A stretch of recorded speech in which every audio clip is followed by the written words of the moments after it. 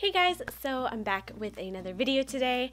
So today's video, as you can tell by the title, we're gonna go over, all the equipment and kind of accessories that I use to film. So I've been getting a lot of questions on, if I still use the Canon Rebel T6i, because I did do a few tutorials and like an unboxing and everything like that on that camera, and that was about like a year or two ago. So I've had questions asking if I'm still using that camera, what kind of mic do I use, and what kind of lighting equipment I use. So I thought I'd just make a separate video and just kind of update you guys on all the equipment I'm using. So without further ado, let's just go ahead and get right into it. Okay, so first off, the most important thing that I film with is my camera. So I'm filming with the camera right now. I wanted the video to still be good quality because I tried to film this video with my iPad because that's the only other camera that I have, but it turned out really crappy, and I want the video quality to be good. So long story short, I'm filming with it right now. I'm just gonna go ahead and show like kind of right here what I use. So I use the Canon Rebel T6i, and I freaking love this camera. I think it's so good, and the quality really is just super nice and clear, and I definitely recommend it. Now, if you do have this camera and you're like kind of a bit of a beginner, I do have several kind of like tutorials and video settings on basically how I use this camera for YouTube videos. So definitely check that out if that's what you're using it for, like mainly for YouTube videos and stuff. So yeah, that is the camera I use. I love it, highly recommend it. Such a good camera. Okay, so the next thing I want to go over is the lens that I use. Now, I've had a few questions asking if I still use, the 18 to 55 kit lens that comes with the camera, and my answer is no, I do not use that lens, mainly because it doesn't have, a super low aperture. So basically that means it doesn't open up wide enough to let a lot of light in. Therefore, it does not have depth of field really, which means it doesn't have that nice blurry background. So to get that effect, I use the Canon 50mm STM f1.8 lens. And that's the key with this lens. You're going to want to focus on the f1.8. That means it has a low aperture, which means that you can have a blurry background. Now, a lot of the time with these lenses, that have a low aperture, they are very expensive. However, this one is only, I think, $125 on Amazon, which is actually very affordable considering camera equipment can be like over 400 bucks for one item. So it's a really good lens. I highly recommend it. It's super affordable and I really love it.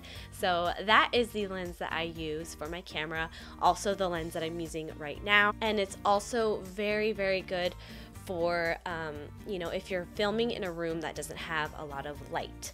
So if you have poor lighting in your kind of film setup, I definitely recommend this lens as well, because I don't get great lighting in my room, but this just opens up so wide and lets a lot of light in that it just really improves the quality of my videos. Alright, so moving right along, I also get a lot of questions on what microphone I use. So the microphone I use is this one right here. It's the Rode VideoMic Go. It's the cheaper one. I believe it's only about $99 or so, and I think the quality sounds fantastic. I'm definitely super happy with the quality of the sound, so I definitely recommend this one. It's a great little microphone, and if you get like the video creator kit when you order your camera, it does come with this microphone. So I definitely recommend getting like a bundle when you buy your camera, just because you're going to kind of need those accessories like the microphone, a tripod and everything like that, which leads me into tripods. So the tripod that I use is the Manfrotto tripod. I use this only sometimes. It doesn't get super tall, but you can use it like as a tabletop tripod, and it's a really great tripod. I really like it. I'll definitely link it below if I can find it. However, the main tripod that I use that I'm filming on right now is actually a super old tripod, unfortunately. I want to say it's like Sears brand. It's so old. It's my parents' tripod, but it is so like bulky and sturdy, which is what you want with a tripod.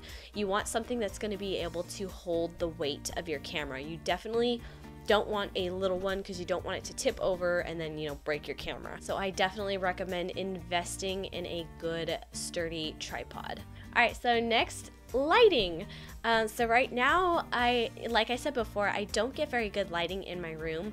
So basically I have all the lights turned on in my room.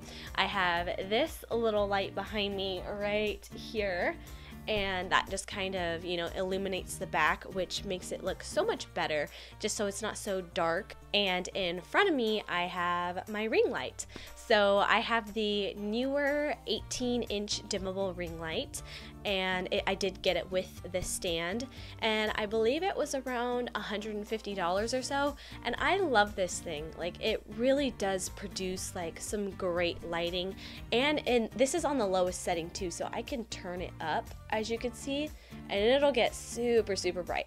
So if you have a very dim lit room, I highly recommend one of these. This is really going to help your quality so much, because it has definitely helped mine. I've always struggled with lighting. Lighting has been a big issue, but this really just kind of like saved me. So I definitely recommend one of these. Just like all of this equipment, it is, you know, over $100 or so for each item, but it is, you know, it's an investment, and you want to have good quality stuff. You definitely don't want something that's not gonna last long. You want something that's going to be durable, last long, and something that works. All right, so next up are just a few little accessories. So obviously you're gonna need an SD card. I'm filming with the one I typically use right now, but this is basically the same. It's the Ultra SanDisk SD card, and the one that I'm filming with is like 80 megabytes or megabits per second, and it's 128 and a class 10.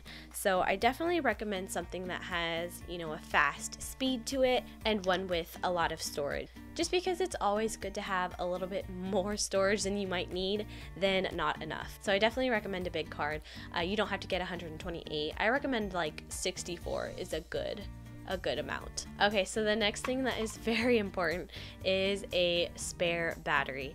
You're definitely going to want to get a spare battery, because right now on my camera my battery is dying. So that means I have to put this one in just a second so that I can keep filming, because when you film videos you definitely just kind of eat up all that battery so quickly. You will definitely need a spare battery. Please get one. Otherwise you're gonna have to take it out, you're gonna have to wait for it to charge for a few hours, and then get back to filming. You're gonna have to pause in between, and you know, that's just not very ideal. So please pick up a spare battery. The next few things are kind of optional. So I have a card reader. Now this one has like, let's see, 4 different things that it can read, which is really nice. So it can read an SD card, micro SD, a CF card. So if you have more than one camera that has different you know, like card formats or whatever, this is really great to have. I have this one because my card reader in my MacBook doesn't work anymore, so I have to have one of these. Alright, so the last thing is a hard drive.